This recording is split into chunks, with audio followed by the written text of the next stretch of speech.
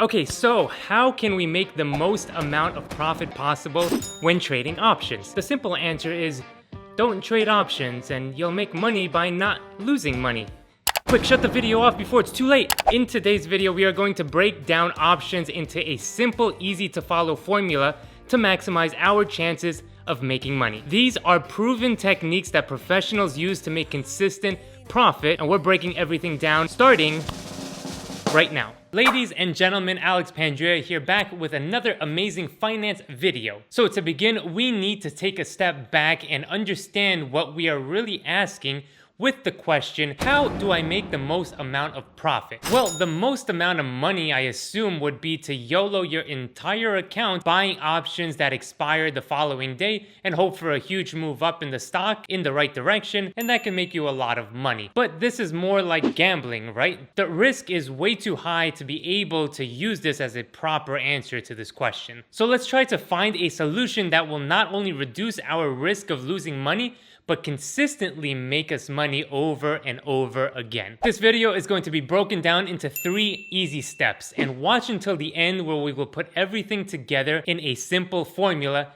that you can follow. So let's get into it. The first thing that we need to understand is what are the factors that affect our option contract price, since the price of this contract will determine if we make money or lose money. This will be the key to profit, and without understanding these next few steps, you won't be winning your trades too often. So pay attention. Theta is the first thing that affects your contract price. The theta of an option is the rate in which your option contract loses value due to the passage of time. This is also known as time decay. So theta causes your options to decrease in value each day as it moves closer to the expiration date. So as soon as the option is bought or sold, that option price will continuously and naturally lose value day in and day out, with all other factors being constant. Now, another factor that will determine the price of your premium will be the expiration date.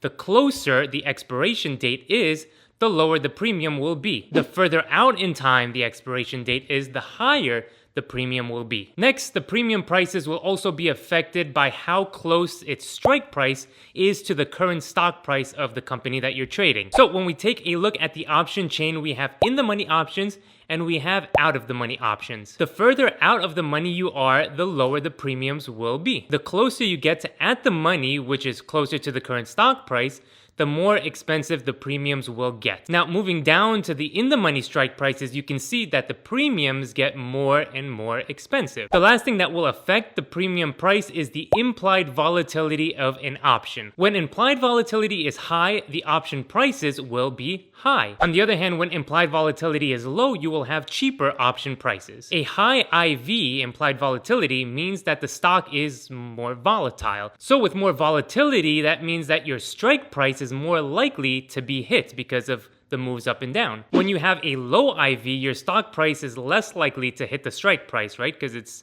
less volatile. Now, all these factors follow a very easy to understand logic. The more likely something is to happen, the more you have to pay for that. This makes sense, right? So if you have an 80% chance of winning a trade, let's say, then you will need to pay more for the opportunity to take on that trade and possibly make some money. And that is because it is more likely to happen. You are more likely to win. If you only have a 20% chance of winning a trade, well, then it will be a cheaper bet because it's less likely to happen. Same thing with volatility, same thing with expiration dates. Now keep this in mind because this is going to be very important in our next steps. Okay, the next step is going to be to figure out if it's better ultimately to be buying options or selling options. Well, here are some statistics for you. 90% of out-of-the-money options will end up expiring worthless, meaning that they will lose all their value by the expiration date. Now, although some might claim that this is a flawed number, the reality still is that the majority of out-of-the-money options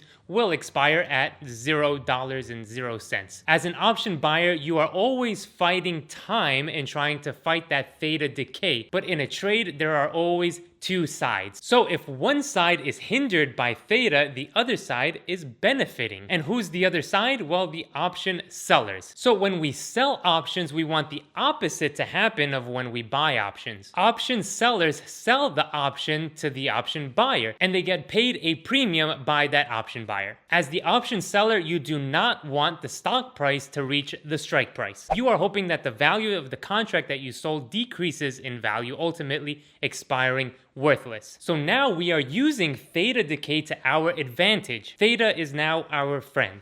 Hello.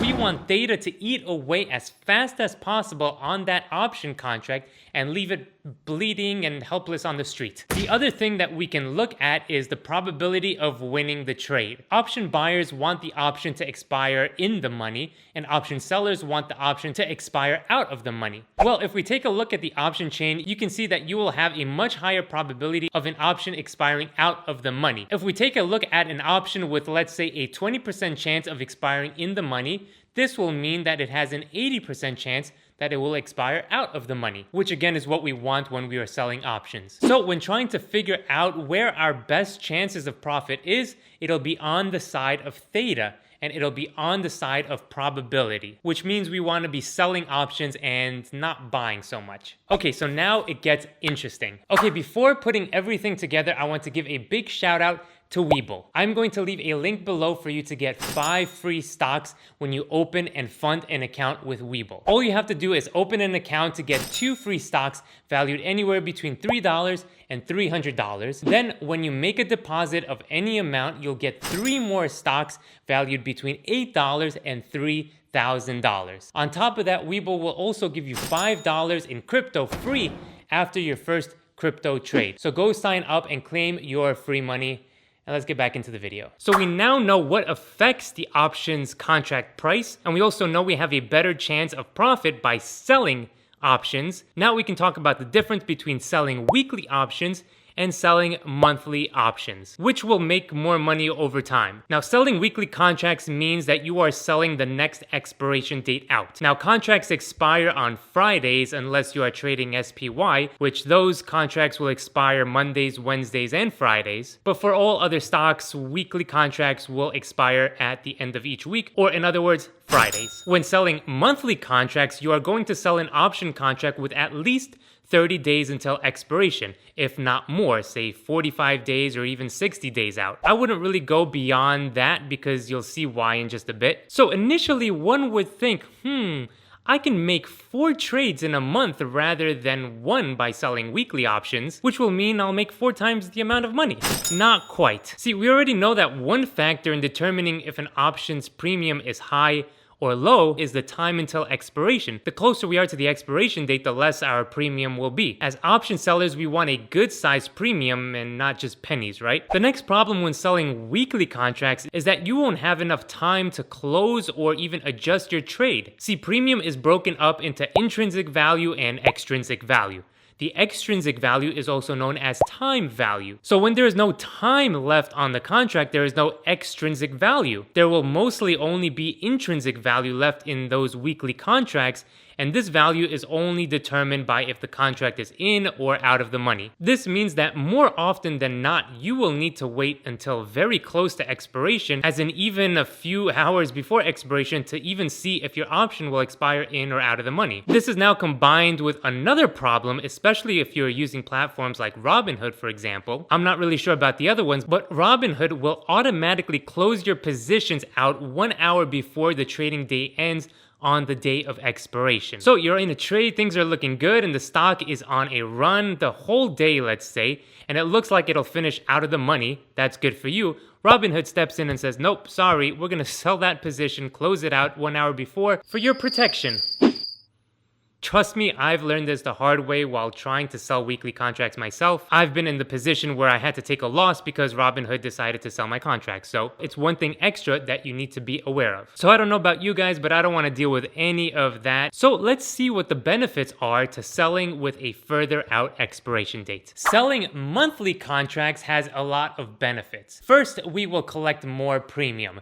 There is more time value in that contract, so that will fatten up that premium nice and juicy. Next, with monthly contracts, we will have enough time to close our positions early and be able to profit from the trade. So let's say that you sell an option with 45 days until expiration and you collect a premium payment. Well, after let's say 2 weeks, if that stock doesn't move, you can very well be left with a 50% profit on that trade. And then you could go ahead and close it out early for that 50% profit and move on to the next trade. Now you've made that money in just 2 weeks time rather than waiting the entire 45 days until expiration. This will free up your collateral and you'll be able to put on another trade right away. Now let's take a look at this chart. You can see that theta ramps up the closer it gets to the expiration date. And you can also see that the optimal time to sell these options would be around the 30 to 45 day mark, because that is when theta starts to decay more rapidly. If we go out any further than that, then theta won't decay your options as much, so you might be holding that position for months without any movement. This is the ideal sweet spot to sell those options, and then we let theta do its thing. Now, because we have all this time in our favor to work with, we can more closely monitor our profit, unlike weekly contracts where you're just hoping for the best. It's also way less stressful, and this is a big factor to consider when doing any types of trades. You will find less extreme moves in monthly contracts because that contract will be less sensitive to the movements of the underlying stock. So overall, balancing out all the pros and the cons, I've made the decision to trade monthly contracts rather than weekly ones. But hey, what do I know? Am I a financial advisor? No. Do I know what I'm talking about? Hard to say. Oh, although weekly contracts are good for one thing. Any guesses?